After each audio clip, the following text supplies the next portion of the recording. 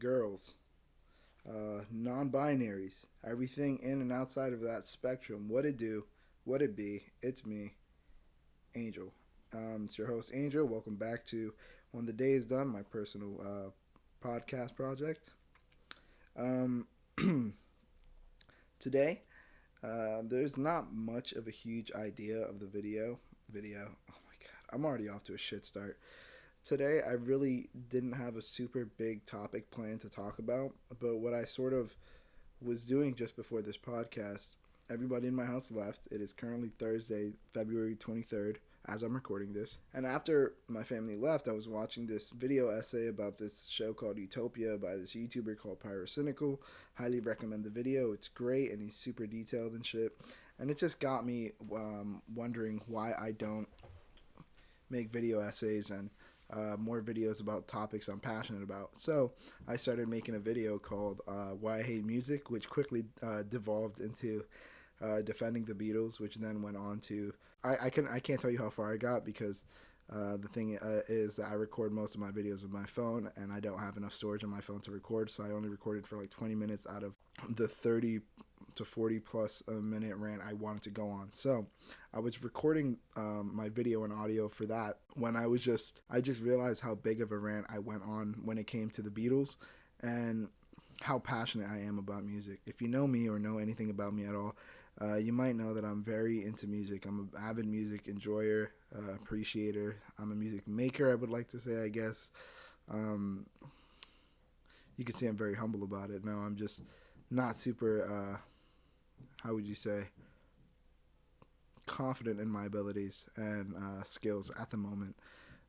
So that being said, I wanted to talk about my journey and how I sort of got to the point where I can appreciate music and have a fairly diverse sense and appreciation of music. Okay, so my whole music, first off, I've always been musically inclined. I've always loved music. I think I get it from my mother. She's always dancing and she's always singing, whether it be like church hymns or, songs from Jenny Rivera or Selena or some other Spanish singer. My dad, not so much. He likes getting drunk and dancing, so I guess that's where I got my rhythm from. But when it comes to actually enjoying music, singing, I very much so came out like my mother. I've probably said this before, but I'm very social and extroverted like my mother. I don't know if I'm hardworking like her or my dad, but that aside, I was always surrounded by music as a kid.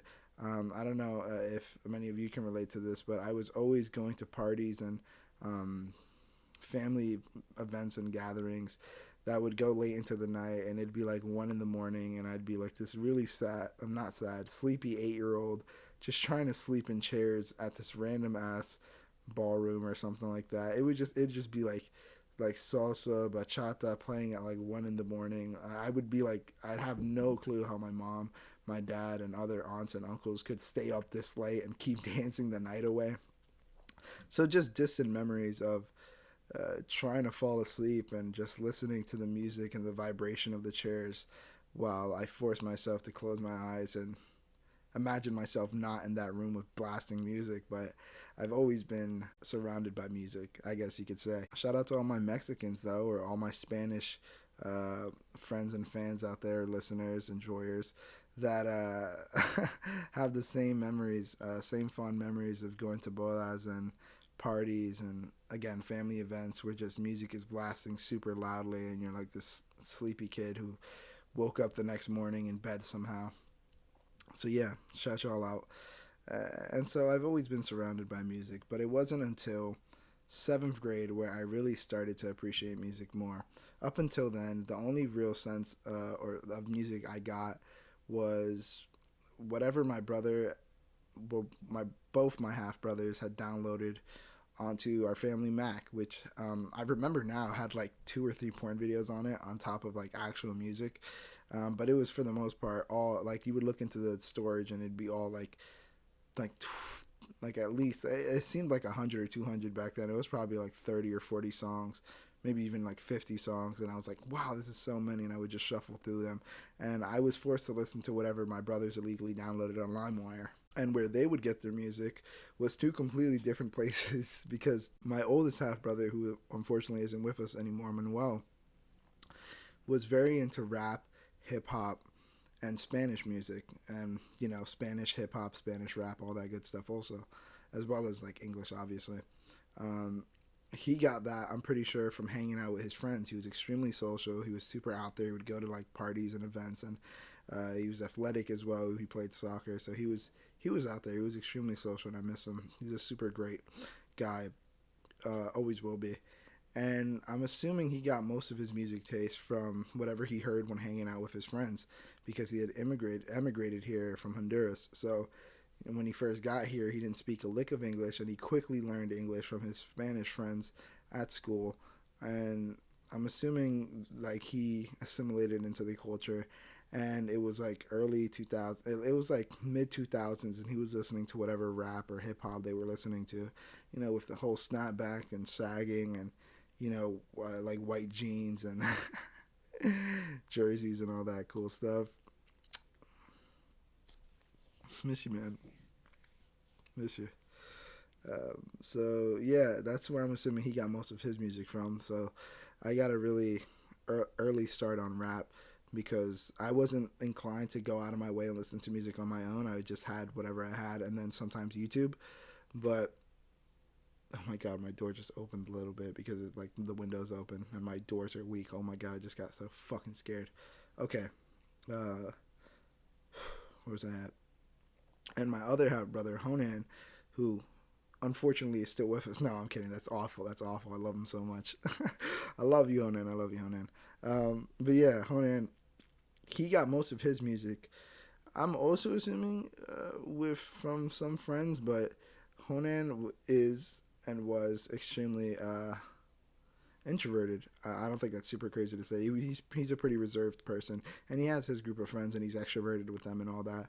But it's not like Manuel, who's extremely extroverted in any given situation. He had his friend group, as did I, and he very solemnly strayed away from that. He was very into video games, as was my other brother, but um, Manuel took it to actually go outside and play soccer and stuff like that, whereas Honan would rather prefer stay in and like finish homework or like play video games. That's like what Honan was always up to. So most of the music on our computer was from game soundtracks, things like Kingdom Hearts, and one I remember a lot was like a lot of punk rock, pop punk songs off of like the skate video games, and Dave Mirra's BMX, which is a game that's engraved in my mind and I'll never forget. Uh, yeah, so I remember Dave Mirra's BMX is a big one because that's where I first heard like a rap song that I really loved, and that was Gangstar's Moment of Truth. And to this day, I can rap like most of it because I would just, whenever Honan would let me play on the PlayStation 2, it was me and that BMX game for some reason. I really like sports games, like BMX and skateboarding and soccer, as well as like football and stuff like that. I promise you, I'm gonna get to my musical journey. I promise you, this is a stepping stone. You know how these podcasts go, and so to sum it all up, I would listen to like snowboarding, like basketball, soccer, baseball, uh, bicycling, cycling, and skating music from the soundtrack, and they would all be in my like big heavy Mac computer, desktop, I guess. And so our computer was right next to the game system. So whenever my family was out, or at least my older brothers were, I would take it upon myself to put my headphones on and listen to like random music on the computer and play video games, or listen to the music from the video games and um, have them while I was playing games. I was always ADD, man. Like I was always doing multiple things at once, and I couldn't focus on one thing. So maybe that was a really early sign of me not being able to focus well. That being said, however, that's where most of my music came from. And so, seventh grade, uh, I was wondering what music club was, or guitar club. I'm not sure which one it was. But essentially, in seventh grade, my middle school implemented this thing called clubs, and it was one period really early into the week, or multiple days of the week. I can't remember. It felt like only one or two times a week. My ear is so itchy. Oh my god. Sorry, my ear is really fucking itchy. I don't know why.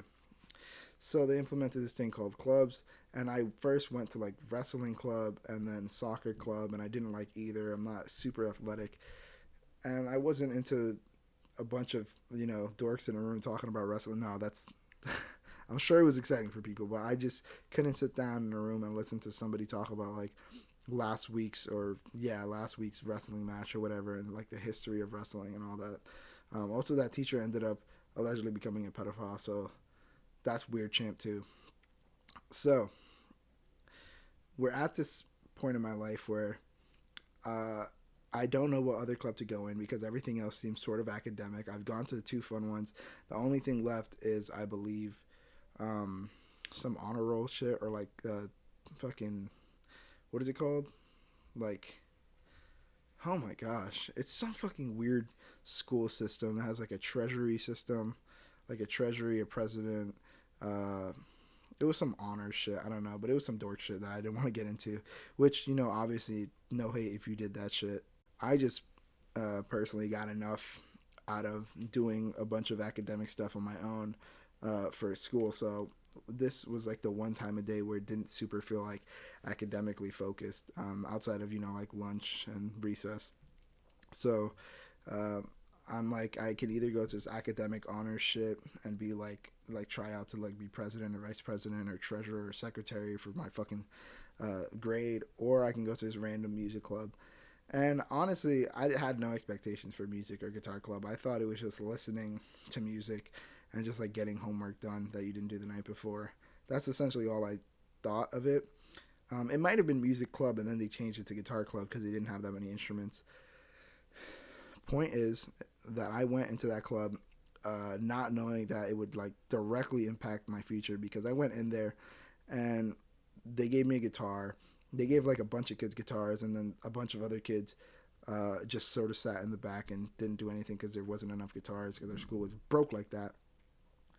So our teacher at the time, and I'll never forget this, his name is Mr. Garcia, a little bald fellow with sunglasses, and loved his dog so much. His dog, oh my god, I forgot what his dog's name was. Chuchi or something like that. Not Chuchi. That's my friend Lizbeth's name for her friend Kayla. That's not it. Um, Regardless, I don't think it matters. He had like a little Chihuahua dog that he loved, and he was super into music. He played pianos. He allegedly told me that he worked a lot of weddings playing the piano and stuff like that. And as soon as I got the guitar, because he like was like, all right, anybody want to play the guitar? Anybody want to play the flute? Anyone want to like play the drums? Everyone raised their hand for whatever instruments they wanted. I didn't really have any experience, but I thought the guitar looked kind of cool, so I raised my hand for guitar. He gave me a guitar, and then everybody else would have just sat in the back listening to everybody play. What happened then was we learned like one or two chords, and I immediately picked up on it. Like, it was very easy for me. It hurt my fucking fingers after a while, but they were nylon strings, and after like a week or so in, I was definitely the most technically advanced person there. I could switch through chords very easily, and whenever he told me to play something, I could play it relatively easy with no hassle. So then he was like, "You're really into this, Angel?" And I was like, "Yeah, Mr. Garcia, I guess I really like this sort of stuff." And he was like, "Here, try this song." And then I remember it was Blue Suede Shoes by Elvis Presley, and I really loved the swing of it, like the whole blues, and I really liked it. And then I got into Elvis for a bit. I say got into Elvis. I think I looked up two other songs, like Jailhouse Rock, and I don't. It's not his cover, right? Maybe it's a cover, but his version of "I Can't Help Falling in Love with You." He might have wrote the song. I don't know. Didn't do research before this. So I learned a bunch of those songs, but the first song I learned on guitar ever was "Horse with No Name," which is just E minor to G, which if you play guitar, it's super easy. So I learned "A Horse with No Name," and then I learned "American Idiot" by Green Day. I looked up the chords with Mr. Garcia, and we printed out a sheet, and it was the same shape just on different frets. And I was like, Mr. Garcia, what is this? And he didn't play guitar at the time, so he didn't know. I'm sure he doesn't now. But he's like a piano man, so he's like, I don't know if this is on like piano or keyboard. I could show you how to play it, but it looks like the same shape on different frets. So I did that, and it was different sounds. He's like, oh, that's an A, that's a G, and that's a D, that's a E, and so I played it, and it like sounded like the song. And I remember a friend of mine, Leonelli, rest her soul. She's not dead, but I just don't know where she's at right now. But I did happen to find my friend Matthew, who wasn't missing, but had moved. And I eventually ended up finding his contact information. So if I could do it for him, I could do it for her as well. So we'll see. Challenge accepted. And I remember my friend Leonelli telling me, like you like a lot of punk shit. Like, you like Blink, you like Sum 41 and stuff. You might like Green Day. And I was like, oh, okay, cool. And I remember she was like, if you learn guitar, learn how to play like a Green Day song. And so I looked up Green Day with Mr. Garcia, and we found the chords to American Idiot, which is a song I knew because my brother had it on the Mac computer. And so I was like, oh, I know this song. It's like, do you want to be an American idiot? Subliminal mind, fuck America. And so it was like easy enough, the rhythm, for me to like get a hold of it. Plus I listened to it a bunch. So I made the chords. I made the chord shapes with my hands, played it on guitar, I got the rhythm down, and I was able to like master that song in like legit less than an hour, which was extremely impressive at the time because I think I was like 13 or 14. And I hadn't picked up a guitar like a month beforehand. So I was making some extremely good progress.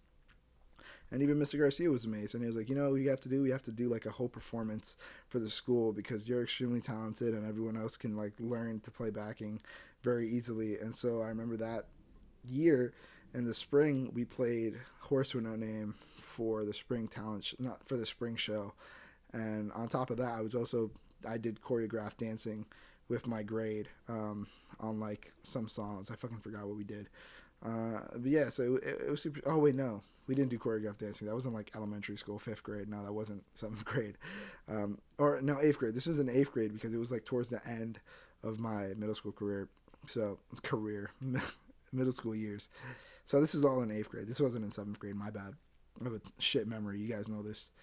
And so just before school ended, I asked Mr. Garcia, I was like, hey, dude, like, I really love playing guitar. Do you think I could start taking this home with me? And he's like, are you going to bring it back? And I was like, yeah, dude, I'm not going to fucking rob the school. You guys already get greased enough as it is. I'm not going to, And he was like, all right, if you bring it back every day, you could keep the guitar until, the end of school. And then you give it back, obviously, it'll be like nothing happened. And I'll let everybody know so that, if it ends up going missing, they'll contact your information and knock down your door. And I was like, that sounds perfectly reasonable. That's very fair. So I ended up getting the guitar and going home. I learned I got Musician, which is an app to help you learn how to play like guitar, ukulele, and piano and other instruments. Maybe I don't fucking know, but I got it and I learned like La Bamba, which is a Spanish song that my mom really loved. And then because I learned that, it was very similar in fashion to the song "Twist and Shout" by the Beatles. And so when I first brought this guitar home, I was like, oh, I know this song. And so I played it, and my mom was like, oh, that's La Bamba. And I was just annoying her while she was cooking, because I would come back every 5 minutes and be like, Mom, look, I learned a new part of the riff, da da da da da da da da da. And I'd be like, I don't know the next part, I'm gonna go back and learn it. And I'd come back, da da da da da da da da da da da da da da da. And I was like, okay, wait, I need to learn the rest of it, I'll be back. So just annoying the shit out of my mother, but I'm sure she was happy that I had like an actual passion and not just glued to a video game like my brother was. And always out in the streets like my other brother was, with his friends and stuff. So she was just happy I was like inside with a hobby that was like, not glued to a screen. And so then I learned Twist and Shout by the Beatles. And up until this point, I had seen Beatle references in shows and movies and stuff like that, but I didn't know they were real. I thought they were just sort of like the Easter Bunny, the Tooth Fairy, and Santa, and the Queen of England, like just like this weird fake thing that people just made up and seemed to go along with. And so I didn't pay it any attention. I thought it was like a fake band or whatever. And so I watched them perform Twist and Shout on the Ed Sullivan Show, and then I hadn't thought of them since. Come the end of 8th grade, like the actual end of the semester or school, like a week before I graduated 8th grade, I went to one of my friend's house who lived like across the street from our middle school, and I usually went to his place and we just hang out, like, eat, drink, watch a couple shows, play games, and then I'd leave. And so this time I walked in and he was like, "Oh wait, I forgot you can't come in yet." And I was like, "What?" And I was like, "What? Why?" And he's like, "No, nothing, nothing. You just can't come in yet." And then while he was putting away my gift, uh, because it was a gift for me, like a graduation gift from him and his family to me, while he was putting away the gift, his younger brother walked in and tried entering, and then he was like, "No, you still can't come in yet." And then his younger brother was like, "Oh, did he see his gift yet?" And then I was like, "Oh, I got a gift." And his older brother was upset. He's like, "You completely fucking ruined the surprise for him." And then he was like, "Come in, come in." And so I went in, and it was a guitar. They had gotten me an acoustic guitar for my eighth grade graduation, and ever since I still have that exact same guitar. It's in my closet. I don't really use it super often, because I'm not super musically inclined anymore. I'm more so like sing and vocal, and I layer vocals and, like, adjust volumes and stuff like that, and still beats online. But I do occasionally do some songwriting with it, and it's super nice. It was a super fucking thoughtful gift, but that was the first time I was like, this music shit is like actually serious. And I think I might have also told this story, but the first ever YouTube video I have online, my first ever YouTube presence, to my knowledge, is me outside of like a bakery, and my friend Leonelli telling me like, play this song and play this song and like play something, and I would just play like whatever the fuck she told me to and be awkward. And she has since taken down the video, I'm pretty sure, because I tried finding it a bunch of times and couldn't. So that's whatever. But it's nice knowing that was like my first ever presence on YouTube. It was funny as fuck. And it was like back in eighth grade, and my voice was still high as shit. And my friend's voice was super high as shit in that video. It was adorable. But yeah, that was my experience in music up until that point, in eighth grade, and then it started to become more serious. Come ninth and 10th grade, I started getting more into rap. Uh, yeah, I started getting really into rap and rock and just anything I could get my hands on YouTube. I went through like a whole phase of um, like Minecraft parody songs. For some reason absolutely fucking hit, and any parody song on YouTube, I was just obsessed with the idea of like it being the same song but like different words. I was like, this is like, that's like cheating kind of, but like their parody songs are getting a lot of views and stuff like that, and covers too were getting a lot of views. And then I think it was at this time where I started gaining sort of awareness that I could, like listen to music on my own with my phone. And I listened to music before on my phone, like on YouTube and stuff, but I was like, I can like do it whenever I want to. Like, I don't have to just be like, all right, I need to do my homework and then I'm gonna listen to music and then I'm gonna play games and then I'm gonna listen to music. I could just listen to music all the time. And so I got super heavy into a lot of rap, a lot of like white boy, a lot of like cringy white boy YouTube rap, and I was super into that. I was like, their lyrical ability is literally incomprehensible. This is insane. Um, and I wasn't super into instrumentals or like the beats and the sounds of it as much as I was into um, the lyrics and stuff like that, and how catchy everything was. I didn't realize until much later how important the instrumental of a song is, as well as the message behind songs. Essentially, all I thought was if it was catchy, if the instruments were catchy, and if the chorus was catchy, it was a good song. Which is a terrible way to look at songs. I mean, you can if you're just trying to look at songs surface level, whatever.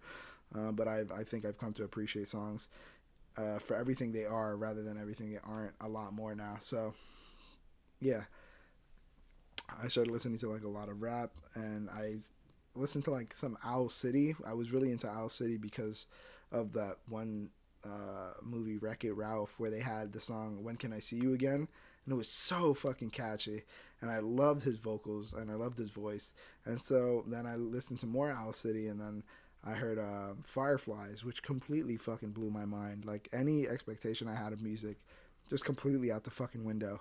Owl City, my man Adam was straight up making songs out of like, bro was the original sampler. No, I'm kidding. No, not at all. But he was making like music out of what seemed like fucking robot beeps and just like smacking like anything around his house. And I was like, this sounds fucking magical. This is crazy. And so I was really into like catchy pop songs, and uh, I was into like a little bit of Blink 182 at the time, because like anything punk rock or anything pop punk and stuff like that was just like mean and catchy, and just, any earworms I was just big fan of. I wasn't super into like early 2000s hits or mid 2000s hits or late 2000s hits. Yeah, I wasn't super on board with a lot of the mainstream music. That's what I guess I'm sort of saying, is I wasn't super into mainstream music except for the things that they would play at um, school events. So I didn't hear about most songs until it was like there was like a dance at school or something like that, where they played a bunch of stuff. I always knew, like, the Cupid Shuffle, the Cha Cha Slide, and then maybe one or two mainstream songs. Like Dynamite would come on by Teo Cruz, or I Got a Feeling came on. Oh, and super quickly, like back in elementary school, um, I really wanted to get into guitar. This was before like I actually played guitar in the club. I really wanted to get into guitar because we had a musician, or like a music teacher in our school called Mr. Shackman, and then I think he left the school and then took all the instruments with him. It was actually kind of funny. Um, but he was a music teacher that we had for a bit, and he would just play guitar for us and talk about music and stuff. And then I remember one day it stuck out to me, like it still sticks out to me today. He was standing, like we were all obviously like young, like 1 foot 1 foot children, right? So we were just sitting in our desks and chairs and just watching him play the guitar. And he played "Hey There, Delilah," and it was funny because we had a classmate named Hannah, and her younger sister was Delilah. So he like was like, "This song is for you and your sister Hannah." And then he started singing "Hey There, Delilah," and then he like switched it with Hannah and stuff like that. And I was like, "That's crazy! How was he able to do that? He's able to play the instrument, which looked super complicated at the time. He was like using his fingers and stuff, and I couldn't comprehend it. And he was also singing, and I was like, oh my god, it's like he's the songs in the computer. Like he is the song. Like this is insane." And it blew my little fucking like 7-year-old mind.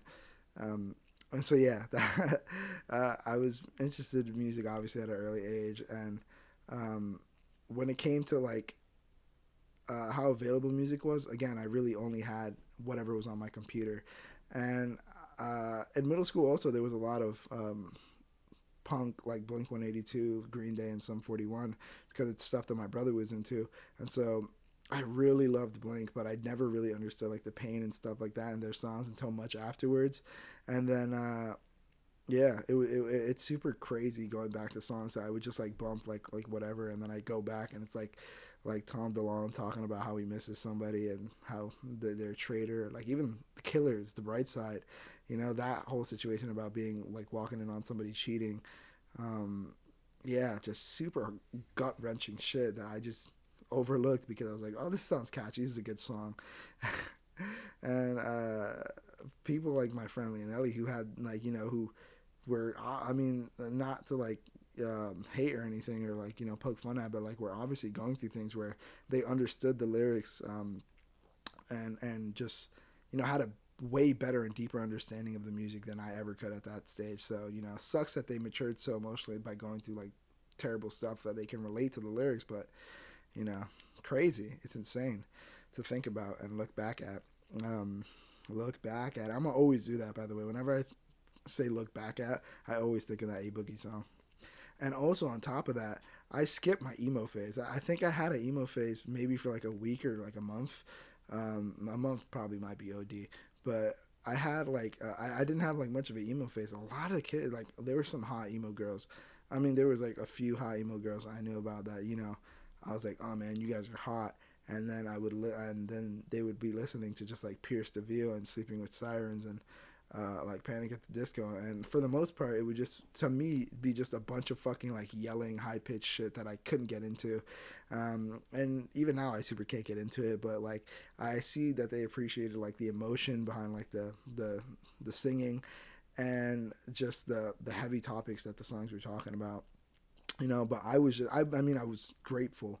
Um, uh, Not grateful. Grateful isn't the right word. I was blessed, fortunate. That's what I'm thinking of.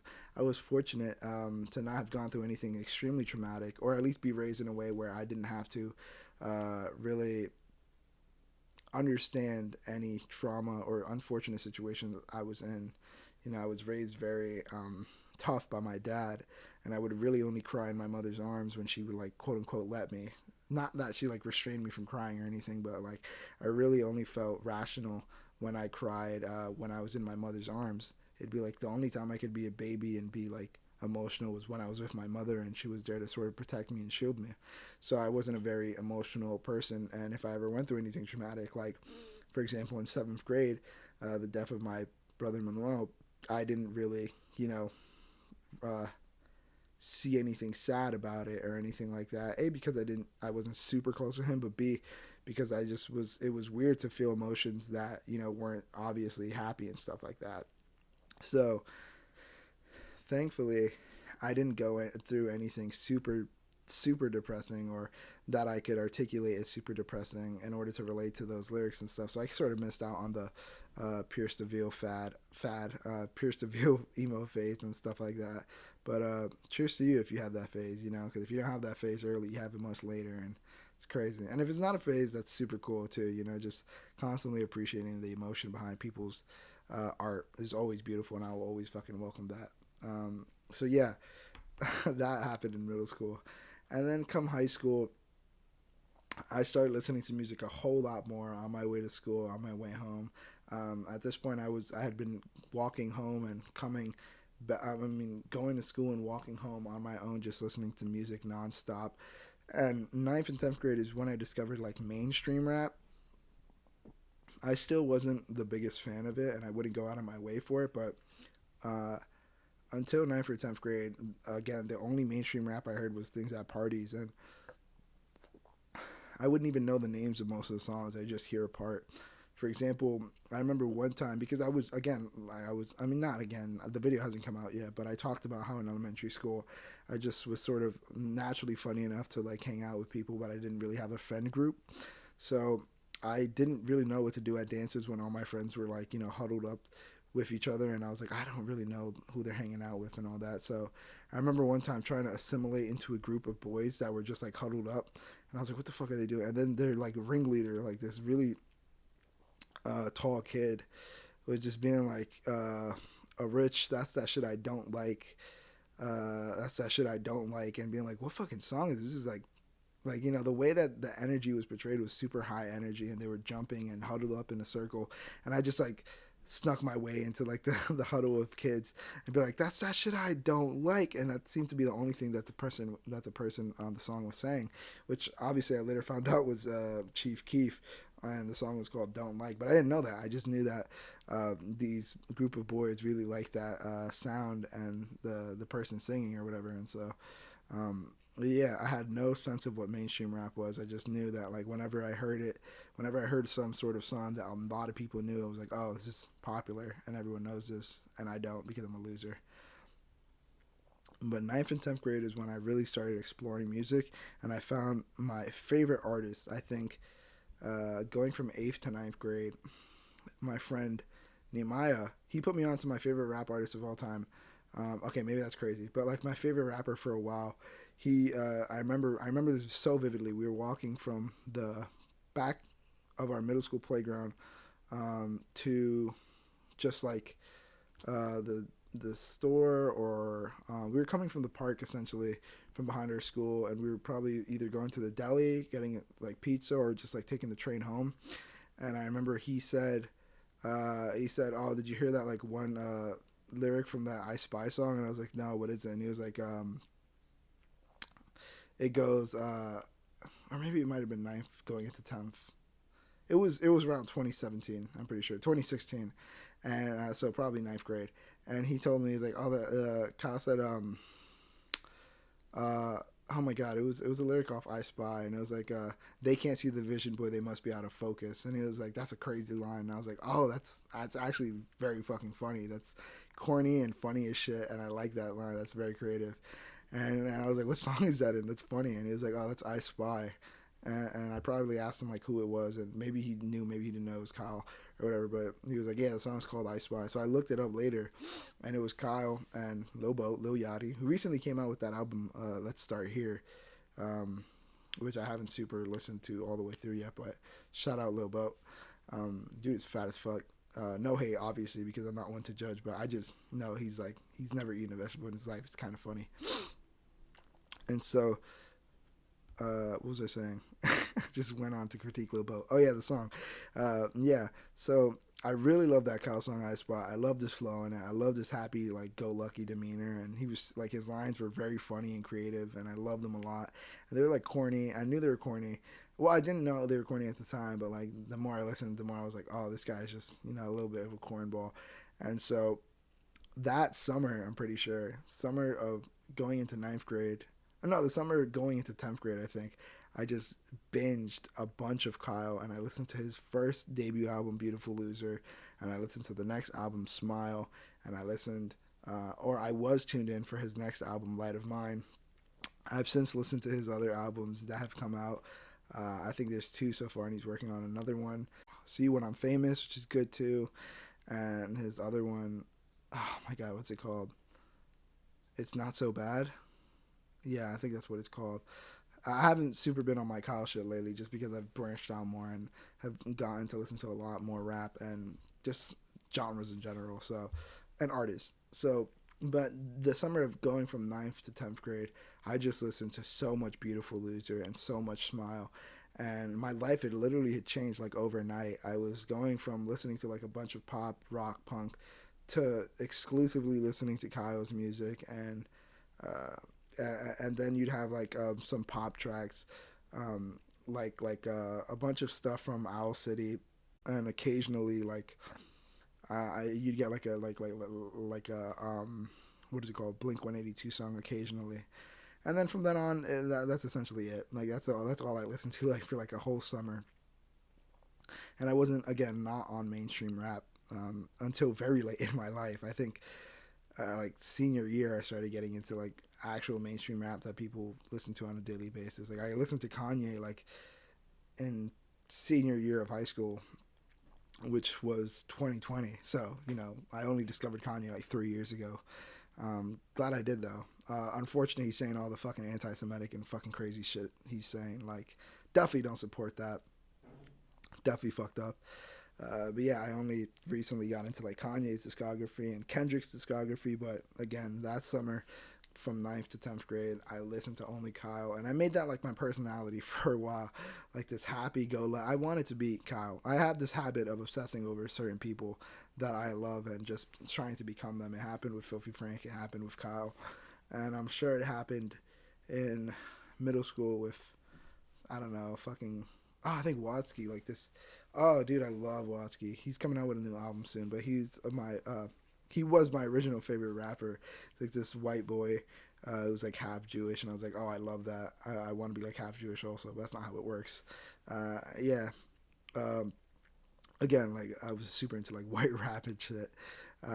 Okay, let me get back onto onto the timeline. It stayed that way. It stayed that way. Like I just only listened to exclusively Kyle, and then sometimes when a certain mainstream song would come up or something, I'd look into it and stuff like that. But I mean, the occasional like Eminem song would come on. I swear, I swear, I don't only listen to white rap. But yeah, just whenever like some mainstream rap would come on, or like a pop song that had rap in it, because rap was starting to become more affiliated with like pop, and it was starting to be seen as a very versatile genre, which it definitely is. So it started becoming more included in like pop songs, and uh, rap, started taking over, honestly. And it wasn't all like pop punk rap, pop punk or rock. Rap started, becoming more prominent, and you had like big names coming out. Uh, I'm thinking specifically like Drake was really big in like the late 2000s, like 2000 and like 12 onward. He became a very prominent figure in rap, and you always had like Lil Wayne and Chief Keef, who like were in the 2000s like running shit. Akon, Eminem, fucking, oh my god. And this is like all East Coast shit, by the way. So if anybody's like West Coast, I didn't know that much West Coast shit in the early 2000s. I wasn't even keeping up with East Coast shit. I didn't even know like Nas and Jay-Z, Biggie Smalls, all that shit. I was very late to the rap and mainstream rap, obviously. So you know, wasn't super on top of that. Yeah, so that's the way it stayed for a while, and then I had my Beatles phase. Then I had Beatlemania because um, I remember my high school teacher, one of my high school teachers, my guitar teacher, was super into guitar and music, and he made music and stuff. And I only knew about him because my one of my friends, Orlando, was in his class, and he was a math teacher, and he also did music and wanted to teach music. And so uh, the first day of high school or something, he talked to me about his math teacher. He was like, "Yeah, I think you'd like my algebra teacher, dude. He's super cool." And I was like, "Really?" And he was like, "Yeah, he's super cool. He's like teaches math and algebra and stuff. But like, he was telling us about how he likes doing music and how he has a SoundCloud, and he showed us like a bit of his song, and it was pretty good." And I was like, "Oh shit, that's super fucking sick." And it wasn't until like 11th grade where I actually like went up and talked to the guy, and he's super sweet. I love you, Benoit. I'm linking a description probably to his music and stuff like that, but super fucking talented, super smart, super kind guy. And in 11th grade, I went up to him and I was like, "Hey, dude, like I hear you like music and stuff. I love music too." And then he took out like a guitar and he started playing stuff. And he was like, "I could teach you a couple things if you really wanted to." And I was like, "That'd be amazing. All I really know is a couple chords." And he was like, "Yeah, I can show you like, oh, those are just like the basics. You can learn like minors and well, you can learn like minor versions of the chords and sevenths and all this shit." And I was like, "That's awesome." And I was like, minor sharps, like seventh chords, and like like learning how to like finger pick and stuff like that. I was like, "That's amazing." So all that being said, very very late. I mean, not very very late. I mean, very late into high school, too late into my high school years, I was talking more to him and learning more about music than before. And he would recommend songs and albums and stuff, and I would mostly ignore them. But he was like, "Yeah, you." I remember being super embarrassed one time because our 11th grade forensics teacher, who I was super cool with, was saying something along the lines of, he came into class one time because I would spend most times after school, like after classes, I'd go into my music teacher Benoit's room and I just talk to him about music and stuff. So one time, uh, my forensics teacher came in, and he was British. I mean, he is British, but past tense, you know. So he was British, and then he walked into the room, and he was like, "Oh my God, are you playing some Beatles and stuff in here?" And like that's like the time it came up again, and I laughed. I was like, "Oh yeah, you know, Beatles, they exist or whatever," and like as a joke. And then they started talking about a bunch of Beatles songs, and I was like, "Holy shit, these people are fucking real. It's not just like a, Easter Bunny Santa Claus thing." And so I explained it to them. I was like, "I didn't know the Beatles were real. I thought they were like, like the Tooth Fairy and stuff. People just like knew about it and just made jokes about it, but it wasn't like this whole thing. Like I heard about them in Family Guy and stuff. I didn't know they were real." They're like, "Oh yeah, they're real. They fucking revolutionized music, and they're fucking insane." And the Beatles get hate now. Like people say like they're overrated and stuff like that because they served as essentially the foundation for songwriting and making music, and again did revolutionize music in a bunch of ways that I couldn't even fucking begin to describe because I'm just stupid like that. But most people with a brain and with enough intent to go look up shit with the Beatles could tell you how much they changed music and how incredible their shit is. Although you might find it boring because it was from a while ago, they served as the base of a lot of music ideas now that people took and were able to expand upon immensely. So there's my piece on the Beatles without getting super into it.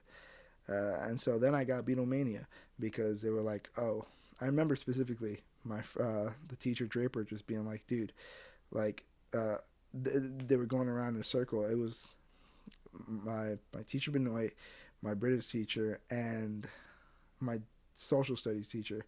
And he was like, my social studies teacher was like, "Oh, guys, what are your favorite Beatles albums?" And then I had to act like I knew them. This is before I came clean about not knowing them and thinking they were fake. I just like rolled with the punches. And so one of them, I think the British teacher said, "Oh, Abbey Road, love it, classic." And then my music teacher Benoit was like, "Oh yeah, I mean you gotta love it. My favorite would probably be Beatles for Sale, because it marked like a turning point." And I'm sure my social studies teacher said his favorite Beatles album was the White Album, or Revolver, just because of how how much they matured from their previous albums, or maybe you said Sergeant Pepper. I don't know. Yeah, the Beatles albums are sort of like Kanye's albums in that you could say any album is your favorite and pre be essentially justified for having that opinion, which is crazy, by the way. Can we talk about that? Can we talk about how if you say any album from Kanye is your favorite Kanye album, you'd be in the right, probably? People would be like, oh, yeah. Like, literally, you say, I was going to say Runaway, fuck. You say My Beautiful Dark Twisted Fantasy is my favorite Kanye album. I'm like, yeah, fucking amazing production, insane amount of hours put into that. And you could literally feel every minute and every breath he took while fucking making that album. It's incredible. It feels lavish. It's expensive. You say Life of Pablo. It's like, yeah, fucking what a moment in time. 2016, huh? What a crazy moment in time. Lemonade. I mean, you had Frank Ocean. Insane. Wait, Views. Oh my god. What a crazy time to be alive. Like Uzi was popping up in 2016 too. I think you had Magnolia, but that might have been earlier. Anyways, yeah, 2016, fucking amazing time for music. Let's get into that some other time. But yeah, they were going around talking about their favorite albums. And oh, by the way, my favorite Kanye album is Yay, or also known as the the album uh, with the Snapchat writing on it that says I hate being bipolar. It's awesome. I think that's a fucking fantastic record. Not a skip on that song. Maybe No Mistakes, but that's even still like a 7 or 8 out of 10 song. The rest of them are straight up 9.5s and 10s. Such a great album. And then they turned to me. This is going back to the conversation of all the teachers talking about their favorite Beatles record or album.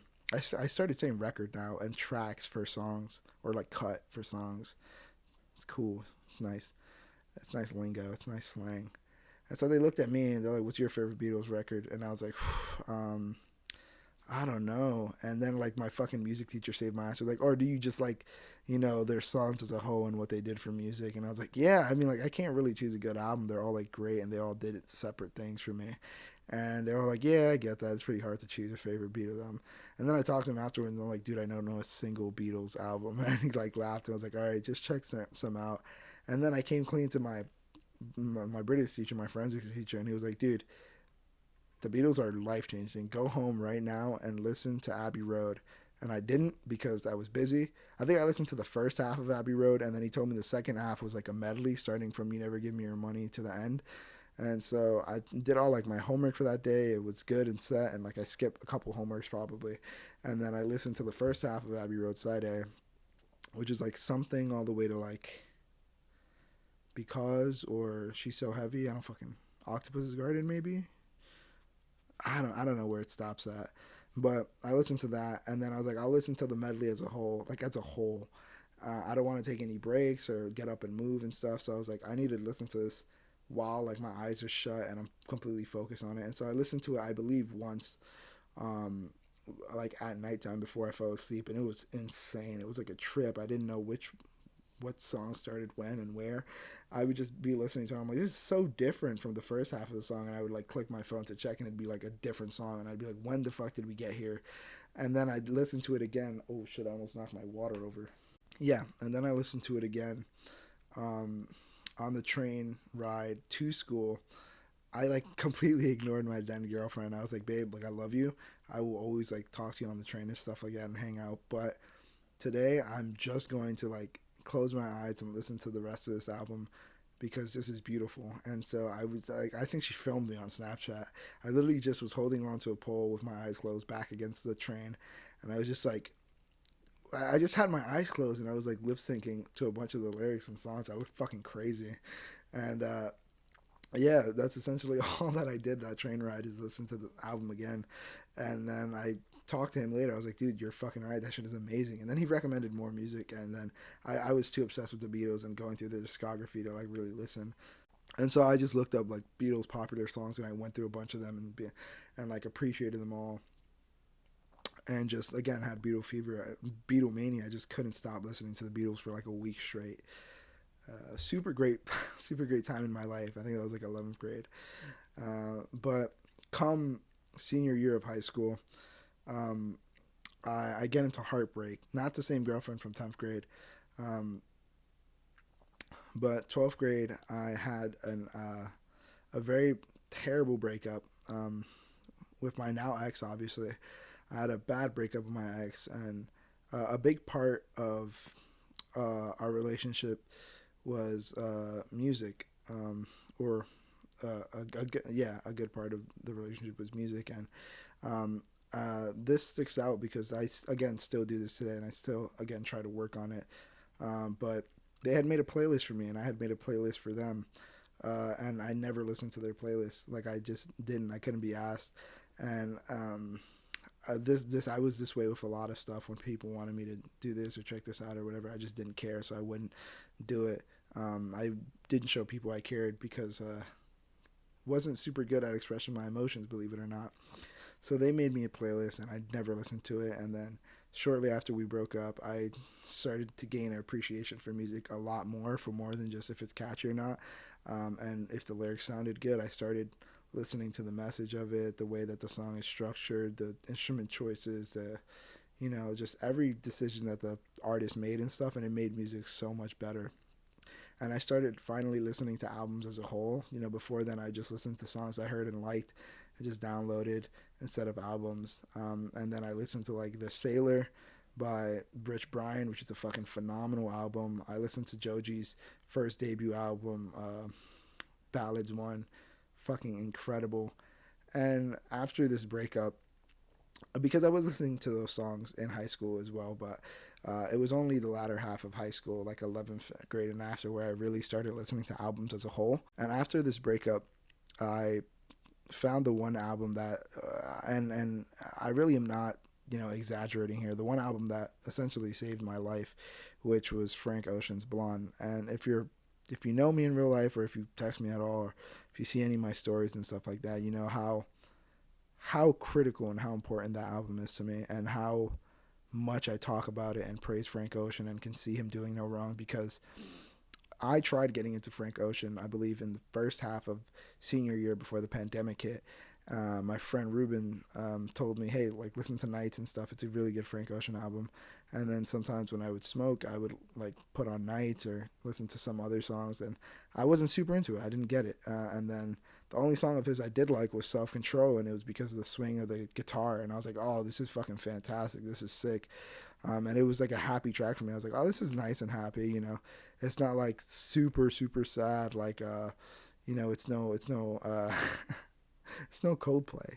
It's no Beatles Yesterday that made me like emotional and stuff. And then I got broken up with, and no shit, I'm like, literally, I'm not lying. I got broken up with, and I was crying like every day for like months on end. Like, it was terrible. It was awful. And I was dealing with being more emotionally available. I was dealing with being more emotional in general, and understanding myself, which are all things you should know before getting into a relationship, which unfortunately I didn't. So couple not being able to talk to your friends and not being able to go outside, which is the entirety of how I base my personality, with couple that with an existential crisis of not knowing who I am without my friends. And I had a very hard time communicating. I had a very hard time understanding how I was feeling, because I hadn't felt these feelings before. And if I did feel them prior, I wasn't expressive of them, nor did I know how to express them. Like, the only time I would cry would be in my mom's arms when I felt safe. I didn't have her to like constantly go into and, curl up into a ball and have her hold me, because, she's a busy woman. And I, was like 17 or 18, and like this almost fully grown adult, not fully grown adult, but almost an adult. And I realized I didn't know how to deal with my problems. So I turned to sad songs to just sort of understand or feel good about other people feeling the same way as me. And that was when I bumped into Blonde again. Like I said, I wasn't super into it. I didn't really get it. The only song I liked was Self Control and a little bit of Ivy, because of the, rhythm of it and like the strumming pattern and how it was fairly consistent to most songs. It wasn't super accessible, but those songs were easy for me to digest as somebody who just liked catchy music. So when I got broken up with, and I was trying to understand my emotions and deal with myself, and really just like feel human again, and sort of feel like I mattered, and like I'm like, you know, again, just like that I matter. I really don't know how to put it into words, because that was my first experience, first ever experience with depression. Because thankfully, fortunately enough, prior to this, I didn't really get sad, and if I did, it was super like short-winded, or like I would cry and get over it, or you know, I would forget about most of my problems, or be like, you know, rub dirt on it and just deal with it, and that's it. I never really sat down with my problems. So come quarantine, when I'm not being emotionally available with my ex, I'm not communicating how I'm feeling. Well, I didn't even know how I was feeling or put it into words. I didn't know what I was going through, let alone be able to carefully articulate it, put it into words, or communicate it with somebody that I cared about. I had a lot of self doubts, and I was just terrible at uh, understanding myself. And so, understandably, my ex had enough and cut things off of me, and uh, I was broken up with. And so, I was crying a lot, and sometimes I was crying so much that I couldn't cry anymore. And so I'd go to Blonde. I would go to Google and be like, best songs to like make you cry, just so I can, you know, like let it all out, and just didn't have to deal with it later in the day. So I'd cry as much as I could, keep crying until I felt remotely better. And then I'd distract myself for a bit by eating, sleeping, playing video games, and then I'd go back to feeling sad. I mean, this happened a lot because of, you know, COVID and existential crisis stuff, but also being broken up with on top of that was, it was super heavy. It was a super low and dark time in my life. And this is when Frank Ocean really did his magic and saved my life. And I don't say that, you know, as like a huge fanboy or like a, you know, dick rider or anything like that. I am fairly confident with 100% certainty that if I didn't listen to that album, and if I didn't hear Frank saying the things he said in that album, that I would be alive today. I don't think that I would be alive today if it wasn't for Frank Ocean's Blonde. I think I would have done something extremely ridiculous and very in the heat of the moment. And there are multiple times where I could have acted out and done something very stupid that I would have regretted. But I didn't.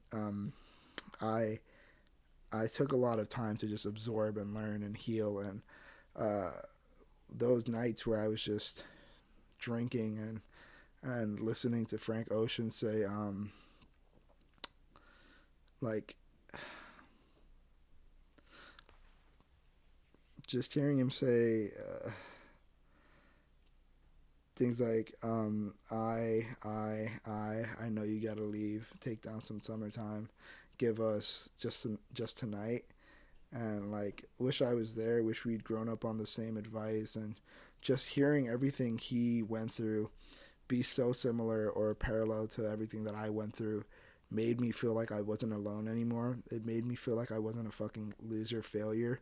It it gave me another perspective on things, and it made me feel like I was loved at a time where I felt unlovable, because somebody that who had shown me this unconditional love, who had loved me through thick and thin, had finally snapped and had enough, and it sent me through this spiral of being like, I'm unlovable. This is terrible. This fucking sucks.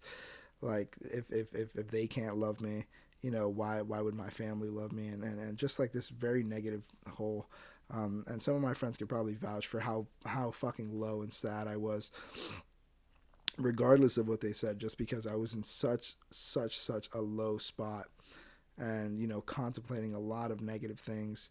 Hearing Frank Ocean sort of reassure me that these feelings are mutual with all humans, and that uh, you know, heartbreak is inevitable, and just every moment of that album was so perfectly crafted and so insanely intentional. And even songs that even now I don't super love fit so perfectly within the structure of that album and everything it represents.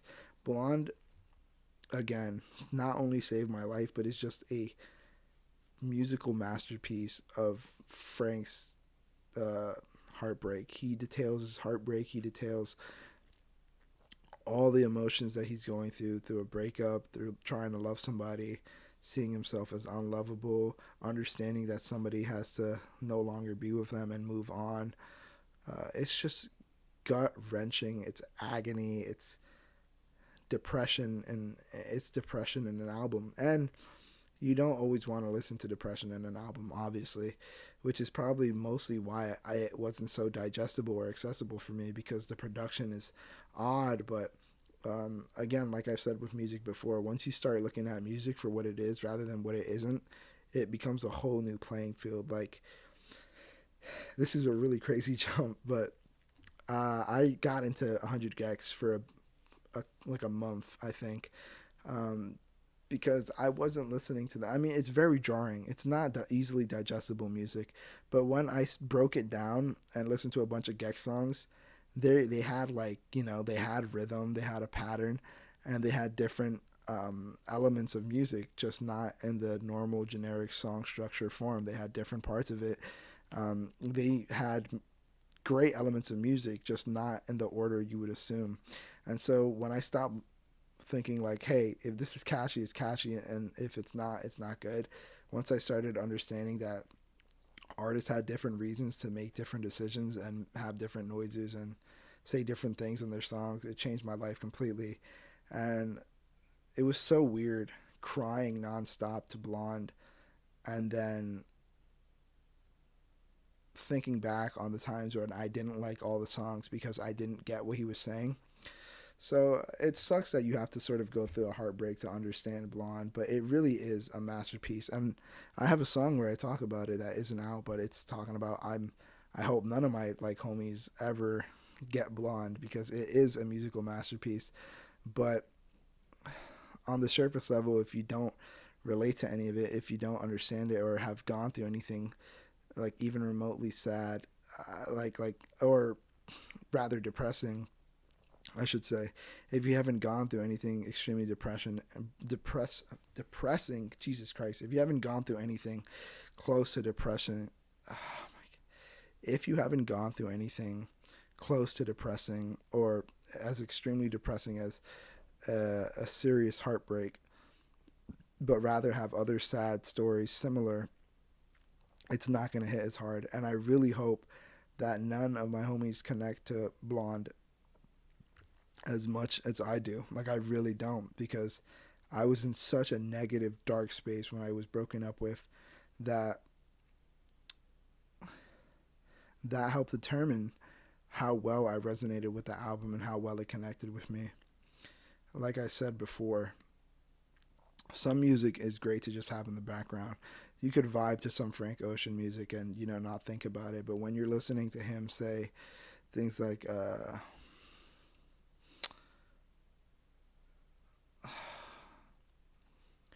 like even getting emotional just thinking about the lyrics right now. I can't super remember them. When you're listening to him talk about how he didn't, he stayed at his ex's place. He didn't have a mattress or an address. He didn't have a mattress to sleep on or an address to stay at. He stayed at his place, and like going through this whole, going from meaning the world to somebody to being nobody to them is just absolutely heartbreaking. And again, I really wish, I'm borderline glad that my friends don't super understand it or aren't into the idea of, absorbing everything that happens in the album, because it is very extremely sad and you don't always want that. So, but if you are in a really depressive state and you are at a low in your life, a lot of these songs will reassure you or reaffirm things that you might subconsciously know that you're not able to sort of say out loud. Like, Frank Ocean helped me say out loud, things are not okay right now, but it's okay that things aren't okay, and things don't always have to be okay for you to be okay, if that makes sense. Things can be not okay. Things can be sad. You can be sad. Things can be not good, but it's understanding that these bad things don't last, which makes you appreciate the good times, you know. Um, Being absolutely heartbroken to this album just makes you appreciate it more. But on top of that, when you come out of this depressive state, like I have, and I still am, when you get out of this depressive state, you go back to a lot of these songs and they become a memory. You know, they become a time in your life when um, there were bad moments. And it's such a blessing to be able to look back at bad moments in a good moment because sometimes when you're really down bad and you're really low, things can seem impossible to ever look up. But there's nothing more empowering than looking back at a bad situation or terrible point in your life and being like, I made it out of that. I was at a low and now I'm at a high, or at the very least, not at that low that I was at before. It's the human condition, man. You know, life is a series of ups and downs. So what was that one? There's this one movie called Somebody's Terrible, Horrible, No Good, Very Bad Day, which is like a Disney movie about like a really bad day. But I remember I didn't watch the movie, but I remember the trailer said something which probably ruined the entirety of the movie, or spoiled it at least. It said, "You gotta have the bad days to enjoy the good days that much more." And I was like, that always touched me. I was like, "This is a Disney show. Like, this is a Disney movie. What the fuck?" But it's true. It's great. It's I like feeling sad because I know it doesn't last. And I know I can look back at fond memories of me being at low points because I got out of them and I was able to appreciate the good days even more, you know? And I love feeling happy because, again, I look back at the low points and I was like, I made it through that. I'm very happy that I'm not at the low point anymore. I'm here now. Uh, and in a sick, twisted way, I love feeling sad because I know that I'll eventually be happy again, and you know it's momentary. It's temporary, I guess is the better word for it. So yeah, I could go on and on about how Frank Ocean has changed my life, but he really did just open my eyes to a whole new world of emotions and living and connecting with people. I have so much love in me now, and I see everything through a whole new lens of not just realism, but I guess I could say openness. I just look at everything in a more open way, and that's also thanks to my ex because I look at things more reasonably uh, and open-minded. You know, new foreign concepts that might be scary or that I might not be familiar with, or any again new sort of ideas or ways of living or points of views, opinions on anything. Um, Whenever I feel odd about anything, I just remember that, you know, I didn't like blonde at one point in my life. I didn't understand it. And it took me a very heartbreaking experience to understand it.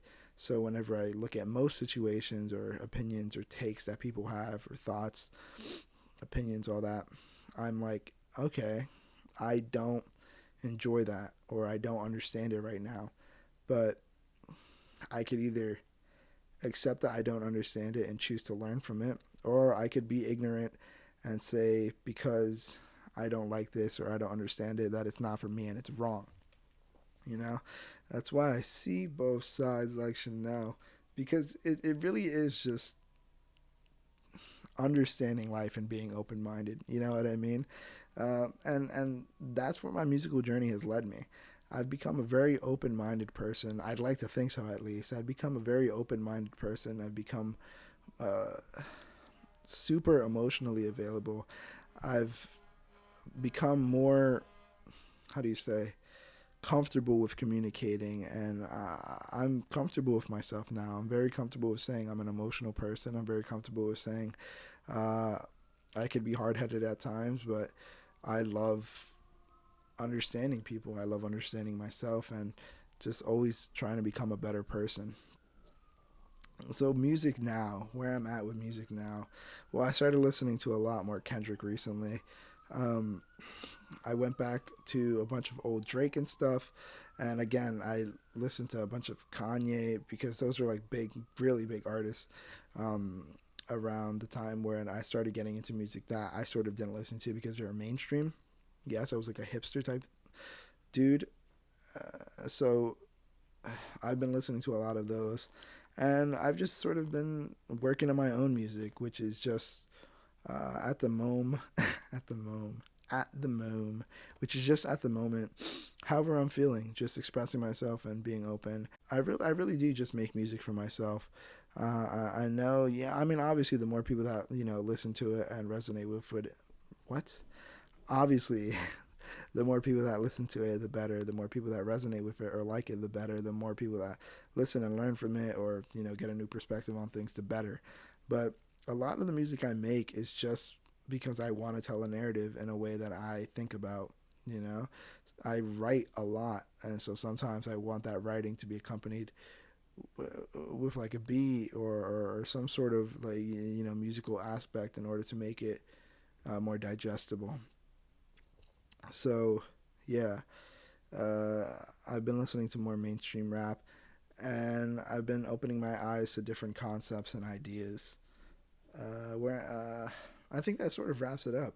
Where I'm at right now in terms of music is just I'm appreciating more different genres and giving everything a chance. Because I mean, especially right now, I feel like music is being taken too seriously, and like so much hate is going around for things that people either don't understand or immediately judge. Like the new Ice Spice and Pink Panthers song. Shout out Pink Panthers, by the way. House music is going crazy right now. Um, like the new Ice Spice and Pink Panthers song. So many people love, but also so many people hate. And I think it's just because people are taking music too seriously. Like it's literally a fun house girly song. Like it's like some girly pop shit, and I fuck with it so heavy. It's fun. I know my friends fuck with it heavy, and they're not super like like oh, I only listen to mainstream rap. They for the most part do, but they also have like they dabble in some diverse music taste. I'm not gonna lie. Um, Not more than me, obviously. I'm gonna go ahead and put that out there right now. My music taste is not only superior but more diverse. But I digress. People take music too seriously, man, and I get it. It can be a great way to artistically express yourself, but like it's also just having fun and wanting to put something out there in a creative way. Like Lil Yachty got a lot of shit because he like blew up quote unquote overnight with like one night and stuff. Ironically, and there's that one famous interview of Joe Budden getting mad at him and be like, "I want you to know where you are in the rap game. I want you to appreciate the people that got I want you to appreciate the people that got you here. I want you to acknowledge that you're in the rap game. I want you to be grateful. I want you to acknowledge the greats that paved the way for you to get here." And then he's like, Yachty's like, dude, chill. Like literally, I'm just having fun and making music, and that's enough. Just making something upbeat, nice, or just making something to have out there that people can resonate with is good enough. You know, so many people like the Ice Spice and Pink Panther song because it's just a fun track. Pink Panthers and Ice Spice didn't get in the studio and were like, you know what? I'm gonna make another "Sing About Me, I'm Dying of Thirst." You know what? I'm gonna make another Bohemian Rhapsody. You know what? I'm gonna write the next Day in the Life. I'm gonna make the next Stairway to Heaven.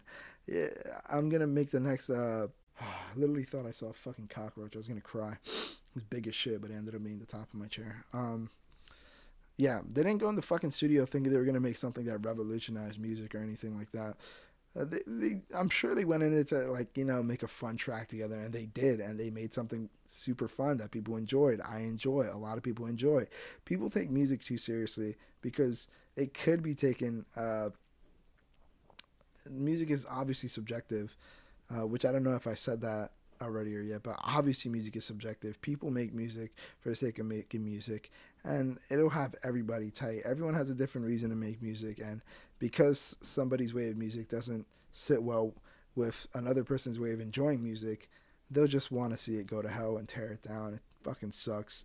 But yeah, let people make music and let people do what they want. If you don't enjoy music, move on, or keep an open mind because you never know. You never know. You could hate a song, come back to it in 3 weeks, and like love it for everything it is rather than everything it isn't. I think the main reason why most people don't like X or that a lot of people don't like X is because it isn't accessible and it's jarring, and people are like, this isn't a normal song structure. This isn't a normal, verse, hook, verse, chorus, hook, bridge, or whatever the fuck.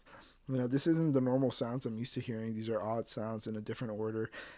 And it's like, yeah, it's not typical. It's not, song structure. It's not, normal songwriting or whatever. But it's good fucking music. Like, it's an artist's way of communicating to the listener. It's a conversation. It's a one-sided conversation with the listener. And so, with that, I'm probably going to leave the podcast there. Uh, Listen to music for what it is, man, not for what it isn't, because you miss out on a lot of great ideas, motifs, musical elements. Uh, I said ideas, right? You miss out on a lot when you listen to things for what they're not. You know, if you listen to every fucking like pop track for how well they spit bars, you're not gonna get anywhere. If you're listening to rock music for the flow, or country music for the bass, or every genre has something that it's strong at, and like there's so much good music out there that you can either appreciate for what it is or hate on for what it's not, and you're really going nowhere if you just hate on shit because it doesn't align with what you think is good. So give everything a try, listen to shit, keep an open mind, and that's it. It sort of felt like I was gonna end it on a way better note there, right? But nah, man, have fun, have fun with shit. Hopefully, I'm gonna be releasing new music soon. Maybe have another EP mixtape thing on the way. Who knows? Who knows? But until then, um, let me know what some artists or music. Let me know some music you recommend. Put like an album down there in the comments. An album, an artist, a genre of music you want me to listen to. Uh, Anything. Put anything down below and I'll try to check it out. Again, like I said before, I'm definitely doing my best to try to show people I care more and keep an open mind about things. So let me know some songs, artists, genres, albums that you want me to sort of look into, and maybe I'll review it. Maybe I'll listen to it and leave my opinion on it down below. Okay. That being said, thank you for tuning into this episode of When the Day is Done, my kind of weekly podcast project. Thanks for tuning in. Love you so much, and I'll see you next week. See ya.